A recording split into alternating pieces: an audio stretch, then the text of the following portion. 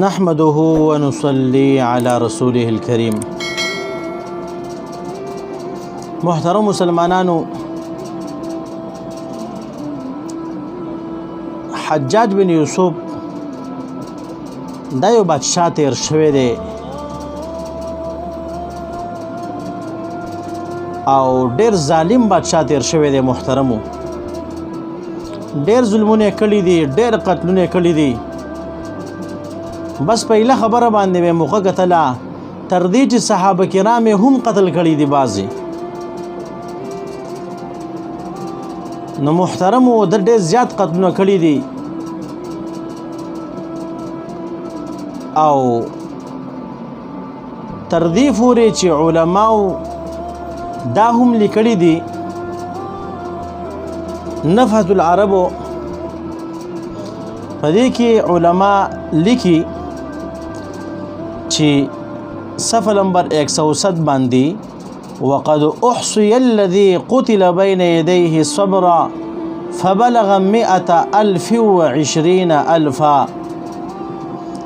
وای په تحقیق سره شمار کړی شو هغه خلک چې دې وړاندې کم قتل کړی شوي دي، نو د هغې هغه تعداد 120,000 ته ورسېدو. یعنی دا چې کم خلق قتل کړي دي یا په خپله او یا چې کم دی حکم یې کړی چې دا قتل کوي 120,000 کسان. محترمو، دا وړه خبر نه ده، ځکه یو نفس قتلول ډېر لوی جرم دی، ډېر عظیمه ګناه ده. الله رب عزت چې کم دی شپږمه سپاره کې سورة المائده کې فرمایي چې چا یو انسان قتل کو بغیر د سا وجنا سن نشته دی او برنغه یو انسان نه لګي بل انسان قتلي فكأنما قتل الناس جميعا، گویا چې د ټول خلق قتل کړه، د دومره لوی ګناه او لوی جرم وکړو. نو چې یو نه دوه نه درې نه زر نه 120,000 ډېر تعجب خبره ده. او د دین بل هم یو ناشنا او عجیبه خبره ده چې په دې قرآن پاک باندې کوم اعراب دا زبر زیر پیش وغیره دا چې کوم مونږ یینو او مونږ ته په نظر باندې راځي، نو د دې نسبت هم حجاج بن یوسف ته کېږي چې د په وخت کې او د په بادشاهۍ کې چې کم دی په دې باندې زبر زیر پیش شوي دي. اعراب په دې باندې د په وخت کې لګېدلی دی.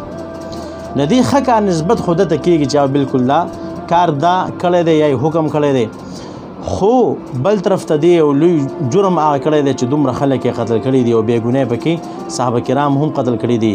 نو محترمو، دا د حجاج بن یوسف مختصره تذکره وه.